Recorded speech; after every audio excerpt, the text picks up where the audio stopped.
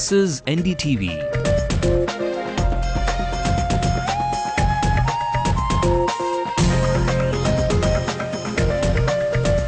And you're watching NDTV Hindu.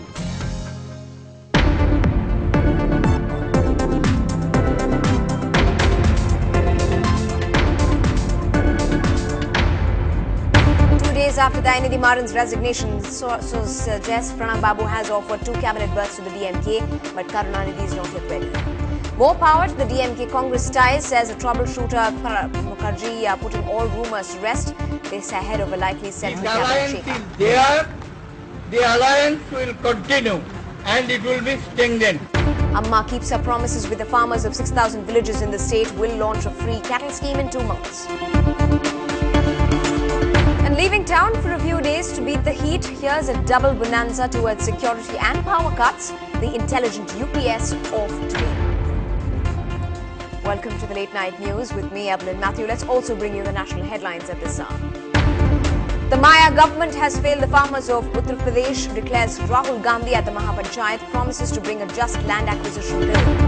Prime Minister Manmohan Singh meets Sonia Gandhi ahead of the cabinet reshuffle that's likely on Monday. Despite the buzz of a portfolio change, Veerappa Moily says he's confident of retaining the law ministry. Jagan Reddy hits out at the Congress, says the party is responsible for the mess in Telangana. After Murdoch shuts down News of the World, the sacked employees use Twitter to express their shock and anguish. Sudan, Africa's biggest country, splits into 2. South Sudan is born. Will it end now the years of conflict?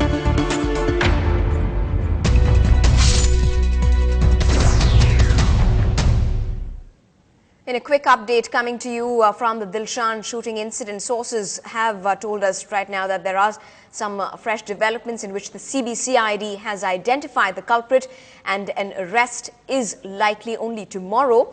Officials are in the process of verifying the evidence before the arrest. But just to remind you that 13-year-old Dilshan was shot dead last week while picking fruits in an army area.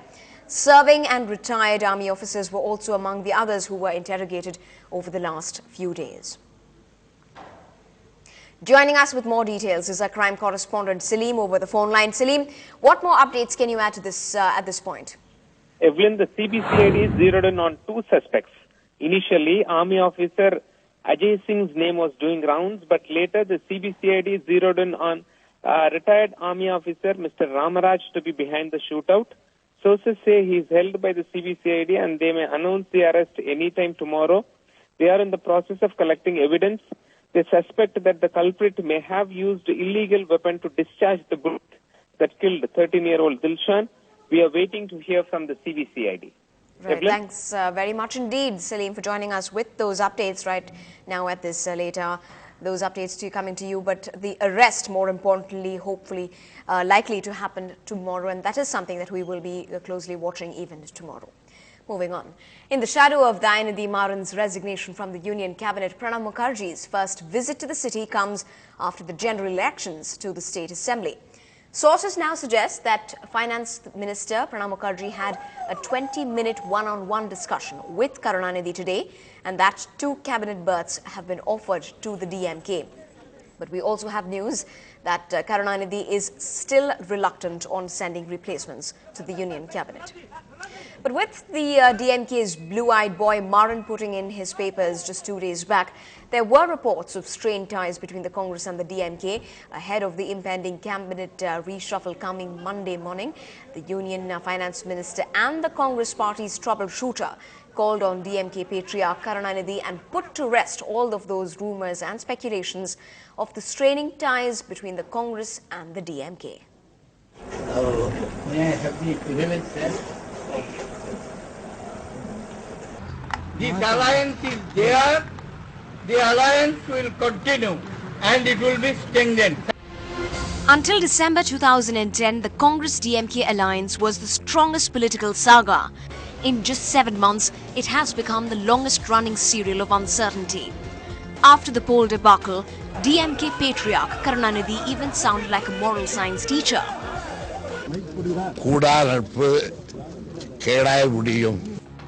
With Amma firmly in the saddle and Annai Sonia, as he is known to refer to Ms. Gandhi, keeping a dignified silence, his beloved daughter Kannimori in jail, and blue-eyed boy Dayanidhi Maran resigning as Textiles Minister, Karunanidhi has to take a political call.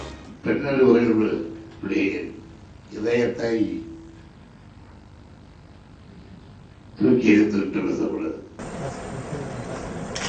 big question now is, will Karunanidhi ask for a replacement for Maran in the cabinet, and will he be able to revive the DMK's fortunes?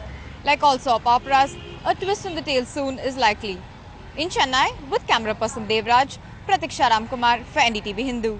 Well, moving to the top national story, it's been on the cards for weeks, and now it seems that the much anticipated reshuffle of the Union Cabinet will take place on Monday, with the Prime Minister meeting Sonia Gandhi today to discuss this issue.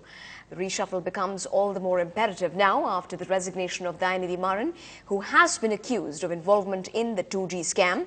The revamp is expected to be more of a corrective measure for the government that has been under siege over charges of corruption. And ahead of that reshuffle, Veerappa Moily said that he had no doubts about staying on as the Union Law Minister. The Prime Minister to do that, it is his prerogative. He will do it, and we have no reflection or comments on that. Will you continue as the Law Minister, sir? Pardon? Will you continue as the Law Minister in the cabinet? As you have a doubt. पत्ते हैं, पीसते जाएं कैसे भी, हाँ? लेकिन जब तक तुरूप नहीं निकलेगा तब तक यही हारते जाएंगे वो। एक के बाद एक मंत्री चले जा रहे हैं, जेल की हवा खा रहे हैं, और कई लोगों ने रास्ता तय कर लिया जेल जाने का, रास्ता उनको पक्का हो गया। ये सरकार क्या करेगी? और रीशफल कोई नया लाएंगे तो क्या होगा? So a big question now is, how wide a scope will the actual reshuffle have? Many believe the revamp is expected to be more of a face-saving tactic. Take a look. When the Corporate Affairs Minister Murli Deora declared his desire to quit cabinet, it may have come as a relief for Dr. Manmohan Singh, one person less that he has to accommodate or take a decision on. After holding the Prime Minister's post for 7 years, Dr. Singh may not be able to call himself a reluctant politician any longer, but he's certainly been reluctant, even diffident, when it comes to changing his cabinet. Here in the lanes of power in Delhi, reshuffle is certainly the buzzword, but no one's quite sure what form or shape it's going to be in. They're all wondering who Dr. Manmohan Singh, in his quietly assertive style, will choose to be in the next cabinet. On the back foot for several scams and an unwillingness to communicate directly, Manmohan Singh's critics say the dithering on the cabinet reshuffle is yet another example of paralysis at the top levels of government. Party का ये मानना है कि मंत्रिमंडल के reshuffle से बहुत कुछ प्रभाव नहीं पड़ेगा। अगर देश के प्रथम कुर्सी का रिशफल हो तो शायद कुछ संभावना बन सकती है। Ironically, Dr. Singh's style stands in contrast to even Congress Prime Ministers like Rajiv Gandhi, who had 17 reshuffles in the course of just 3 years.